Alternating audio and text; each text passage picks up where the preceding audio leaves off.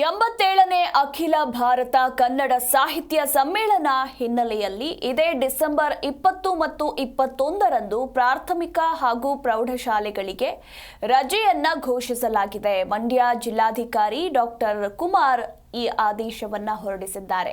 ಅಂದ್ರೆ ಮಂಡ್ಯ ಜಿಲ್ಲೆಯಾದ್ಯಂತ ಇದೇ ಡಿಸೆಂಬರ್ 20 ಮತ್ತು 21ರಂದು ಪ್ರಾಥಮಿಕ ಪ್ರೌಢಶಾಲೆಗಳಿಗೆ ರಜೆಯನ್ನ ಘೋಷಣೆ ಮಾಡಲಾಗಿದೆ.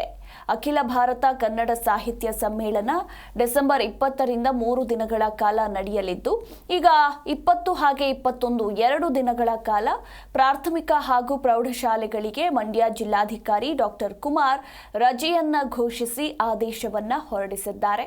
ಇನ್ನು ಮತ್ತೊಂದು ಕಡೆ ಕನ್ನಡ ಸಾಹಿತ್ಯ ಸಮ್ಮೇಳನಕ್ಕೆ ಸಕಲ ಸಿದ್ಧತೆಗಳು ಕೂಡ ನಡೀತಾ ಇರುವಂಥದ್ದು. ಸೊ ಇದೇ ಡಿಸೆಂಬರ್ 20ರಿಂದ ಈ ಕನ್ನಡ ಸಾಹಿತ್ಯ ಸಮ್ಮೇಳನದ ಹಬ್ಬ ಶುರುವಾಗಲಿದೆ ಅಂತಲೇ ಹೇಳಬಹುದು. ಹೀಗಾಗಿ 3 ದಿನಗಳ ಕಾಲ ನಡೆಯುವಂತಹ ಈ ಒಂದು ಸಮ್ಮೇಳನ ಇನ್ನು 2 ದಿನ ಶಾಲೆಗಳಿಗೆ ಮಂಡ್ಯ ಜಿಲ್ಲೆಯಾದ್ಯಂತ ರಜೆ ಘೋಷಣೆ ಮಾಡಲಾಗಿದೆ.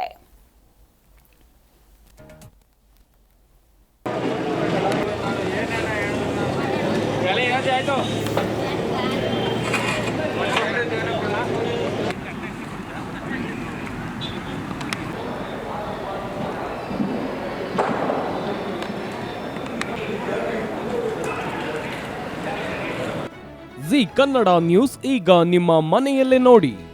ಎಲ್ಲ ಕೇಬಲ್ಗಳಲ್ಲಿ ಈಗ ಲಭ್ಯ.